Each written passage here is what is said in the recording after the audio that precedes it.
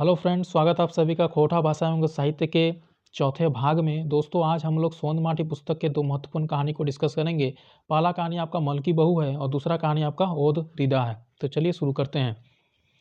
देखिए दोस्तों, इस वीडियो के पहले हम लोगों ने 3 वीडियो और अपलोड किए थे, जिसमें हम लोगों ने कुल 6 कहानी को हमने पढ़ा था। उन 6 कहानी का स्टोरी को जानने के लिए आप डिस्क्रिप्शन से और लिंक ले लीजिए, वहाँ पर आपको लिंक मिल जाएगा। वहाँ से आप लोग 6 कहानी को देख लीजिए, अच्छे से आपको समझ में आ जाएगा। तो चलिए कहानी को शुरू करते हैं। ये जो कहानी है ना आपका मल की बहू, ये कहानी सामाजिक बुराई, दहेज प्रथा पर आधारित कहानी है। तो पहला पॉइंट आपको यही याद रखना है कि मल की बहू ये कहानी सोंद माटी पुस्तक में है, वो ये कहानी किस पर आधारित है? तो दहेज प्रथा पर आधारित है। ठीक है, चलिए अब पहला पात्र का नाम याद रखना है आपका दयाल बाबू। तो दयाल बाबू क्या करते हैं? बोकारो में नौकरी करते हैं। ध्यान रखना है कि दयाल बाबू कहाँ नौकरी करते हैं? तो बोकारो में नौकरी करते हैं। वहीं एक दिन क्या होता है, एक दिन की बात है, एक्सचेंज में नाम लिखवाने आए बिशुन नामक बीए पास युवक से उनकी मुलाकात होती है और संजोग से बिशुन बाबू उन्हीं का जाति का लड़का मिल जाता है। मतलब दयाल बाबू जिस जाति का रहता है, बिशुन नामक युवक भी उसी जाति से बिलोंग करता है। ठीक है, तो यानी दयाल बाबू बोकारो में नौकरी करता है और एक दिन बिशुन नामक युवक से उसकी मुलाकात होती है। तो बिशुन कितना दूर तक पढ़ा है? बीए तक पढ़ा है, ये भी ध्यान में रखिएगा। ठीक है, अब आगे देखेंगे हम लोग। दयाल बाबू उसे अपनी इकलौती बेटी मलकी, ठीक है, तो याद रखना है दयाल बाबू का एक बेटी रहती है जिसका नाम है मलकी, और बोलता है कि मलकी का शादी हम बिशुन से करवा देंगे, क्योंकि बिशुन अच्छे खाते पीते घर का लगता है और बीए पास भी किया हुआ है, तो नौकरी वगैरह भी मिल जाएगा। ठीक है, तो यानी कि दयाल बाबू को लड़का है बिशुन काफ़ी पसंद आता है। ठीक है, और शादी ब्याह का बात चलता है। तो बिशुन के पिता एक नंबर के लालची आदमी थे। माने बिशुन आपका बीए पास वाला युवक था, तो उसका पिताजी था एक नंबर का लालची आदमी था। वो बोला कि हमको बढ़िया दहेज मिलेगा तो ही हम शादी करवाएंगे। ठीक है, तो ये बिशुन के विवाह में भारी भरकम दहेज की अपेक्षा किए हुए थे। बोला कि बिशुनवा का जब शादी होगा तो बढ़िया भारी भरकम में हमको दहेज वगैरह मिलेगा। ठीक है, तो जब विवाह वाला आगे बढ़ता है, तो बिशुन का बाप बोलता है कि हमको 40,000 रुपया चाहिए और एक फटफटिया चाहिए। फटफटिया मतलब मोटरसाइकिल चाहिए। ठीक है, और इस पर मलकी का जो बाप रहता है, ठीक है, दयाल बाबू, वो राजी हो जाता है। ठीक है, हम लोग आपको एक 40,000 रुपया भी देंगे और एक फटफटिया भी देंगे। तो इस शर्त पर विवाह हो जाता है।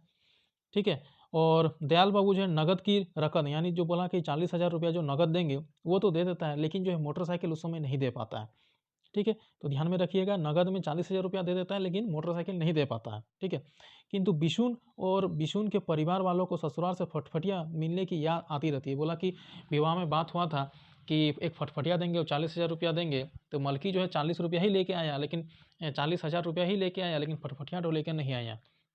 तो बोला कि फटफटिया के लिए मलकी पर हमेशा दबाव डालती थी कि बोला अपने बापों को बोलो कि फटफटिया जल्दी से जल्दी दे, और समय समय पर उसको काफ़ी परेशान करती थी, उसको प्रताड़ित करता था और फटफटिया मांगने के लिए उसको भेज देता था ससुराल कि जाओ फटफटिया लेकर आओ। ठीक है, तो बिशुन ये भी कहने लगे यदि फटफटिया नहीं मिलेगा तो उनके बदले पैसा ही दे दे। बोला कि आप फटफटिया नहीं दे सकते हैं तो कम से कम उसके बदले में पैसा ही दे दीजिए। ठीक है, तो ये सारा चीज़ सिचुएशन उसके मायके में शुरू हो गया था, मलकी के मायके में। बोला कि सॉरी, मलकी के मायके में नहीं, मलकी के ससुराल में ये सारा झमेला शुरू हो चुका था। किंतु दयाल बाबू फटफटिया उसके बदले पैसे किसी भी तरह की स्थिति में नहीं थे, तो उसकी आर्थिक स्थिति काफ़ी खराब हो गई थी, और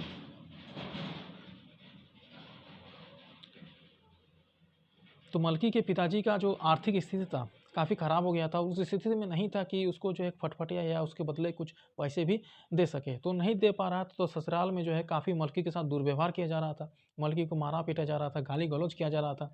तो इसका दुष्परिणाम क्या हुआ कि मलकी का एक दिन गर्भपात भी हो गया उसके मारपीट के चक्कर में।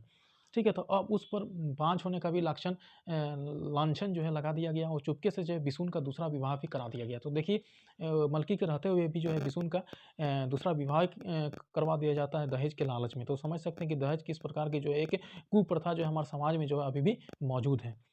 बिशुन दूसरे विवाह के बाद मलकी की स्थिति बद से बदतर हो जाती है। उसे मायका जाने के लिए गाली गलौज से मारपीट तक किया जाएगा कि अब तुम्हारे यहाँ कोई स्थान नहीं है, तुम जाके सीधा मायका चल जाओ। मलकी को यही कहा जाता है उसके ससुराल में।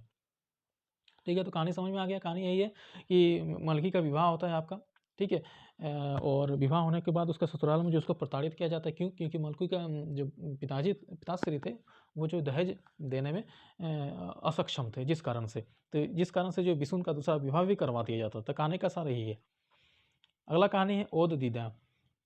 देखिए, ओद का मतलब होता है आर्द्रता, माने नमी, ठीक है, जिसको ह्यूमिडिटी जिसको बोलते हैं, और दीदा का मतलब होता है आँख। तो नम आँखें, आँखें का नम होना, यही ओद दीदा का सार है। इसमें जो मुख्य पात्र है आपका चानोवाली है, लेखक है, और आपका चानोवाली की बेटी है, और निर्मल महतो, ये सारे जो है मुख्य पात्र है इस कहानी के। चलिए कहानी का सार देखेंगे।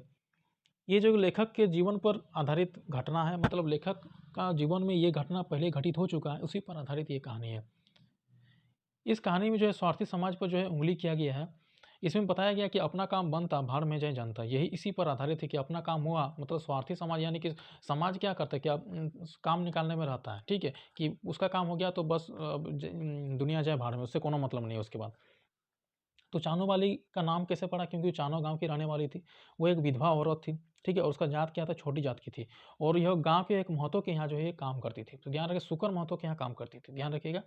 ये जो चानो वाली थी, ये सुकर महतो के यहाँ काम करती थी। तो ये पूछता है एग्जाम में कि चानो वाली जो है किस महतो के यहाँ काम करती थी? तो सुकर महतो के यहाँ काम करती थी, ठीक है। और यही महतो के यहीं उसका घर था, उसी को वहाँ रहती थी। भोजन वगैरह, कपड़ा वगैरह सब जो है इसी महतो के घर में मिल जाता था, जहाँ पर वो काम करती थी। और इसकी एक बेटी थी जिसका नाम था रेशमी, और एक बेटा था जिसका नाम था कोल्हा। दोनों का नाम आपको याद रखना है। चानो वाली जो है स्वभाव से काफ़ी सरल थी, और एक ईमानदार किस्म की औरत थी, ठीक है। हर जगह जो है उनका मान सम्मान था, क्योंकि उनके व्यवहार के चलते में। लेकिन जो महतो घर के जो बच्चे थे, उनका सम्मान नहीं करते थे। अगर मान लीजिए कहीं बाहर से अगर महतो घर के बच्चे लोग आते थे, तो अपने घर परिवार के माँ-बाप, भाई-भतीजा सबको जो है प्रणाम वगैरह करता था। लेकिन चानो वाली सामने खड़ी रहती थी, इनको जो है सम्मान नहीं दिया जाता था, यानी इनके पैर जो है नहीं छुआ जाता था। तो जिस कारण से चानो वाली जो है काफ़ी शर्मिंदगी महसूस करती थी उस समय, कि सारे बड़े बुजुर्गों का जो है बच्चे लोग पैर छू रहे हैं, हमारा ही पैर नहीं छू रहे हैं, क्योंकि हम एक नीची जाति से बिलॉन्ग करते हैं, ठीक है। और लेखक भी उसी महतो का घर का जो है एक लड़का था। तो लेखक जो है इससे काफ़ी लेखक को जो काफ़ी अच्छा नहीं लगता था कि सामने बड़े हैं और इसको हम पैर नहीं छू रहे हैं, तो इससे लेखक काफ़ी दुखी होता था कभी-कभार। और एक दिन की बात है कि असमय जो है चानो वाली की मृत्यु हो जाती है, ठीक है, जिससे लेखक काफ़ी जो है आपका बोलता है, लेखक चाहता था कि उससे माफ़ी माँगे कि इस तरह के व्यवहार के लिए, कि उससे दुर्व्यवहार किया जाता है, उससे माफ़ी माँगता है। लेकिन उससे माफ़ी माँगता उससे पहले जो है चानो वाले की असमय मृत्यु हो जाती है, ठीक है। और अंत में क्या करता है लेखक, जो है चिता पर जो है उससे माफ़ी माँगता है, ठीक है। और उसके गुणों को याद करके लेखक की आँखों में जो है आँसू आ जाता है। तो इसीलिए कहा जाता है ओत दीदा, आँखों का नम होना, ठीक है। चलिए अब एमसीक्यू क्वेश्चन डिस्कस करेंगे। पहला एमसीक्यू है, ओत दीदा कहानी का मुख्य पात्र क्या होगे? तो चानो वाली, बनासो वाली, झुमरा वाली या दारू वाला? तो ओत दीदा के मुख्य पात्र क्या था? चानो वाली, यानी चानो गांव की रहने वाली थी। चानो वाली ककर घरे काम काज कर रही थी। किसके यहाँ काम काज करती थी? तो सुकर महतो, बदर महतो, दुखन महतो या चुराराम महतो? तो सुकर महतो के यहाँ काम करती थी। अगला प्रश्न है, कभी लेता है नशापान से की हानि होए? कि अगर आप नशापान का अगर लत लग जाए तो उसका हानि क्या है? घर उजड़ जाही, इज्जत मान घटे जाई, ठीक है, या ज्ञान हराए जाई, माने कि घर उजड़ जाता है, ठीक है, आपका इज्जत एकदम घट जाता है, ज्ञान जो है आपका हरा जाता है, मतलब ज्ञान वगैरह आपको नहीं रहता है। तो सौंपटा सही, माने चारों ऑप्शन जो है इसमें सही है। अगला प्रश्न, चानो वाले केकरा छुआ और अपन दूध पियाले रही? तो मतलब चानो वाले केकरा छोकरा के? तो ये आपका निर्मल महतो के का जो छोकरा के दूध पियाले रही। अगला है, मलकी बहू कहानी का मुख्य पात्र कौन है? माने कौन था मुख्य पात्र मलकी बहू का? बिशुन, मलकी बहू, दयाल बाबू, तो सभी था, ठीक है।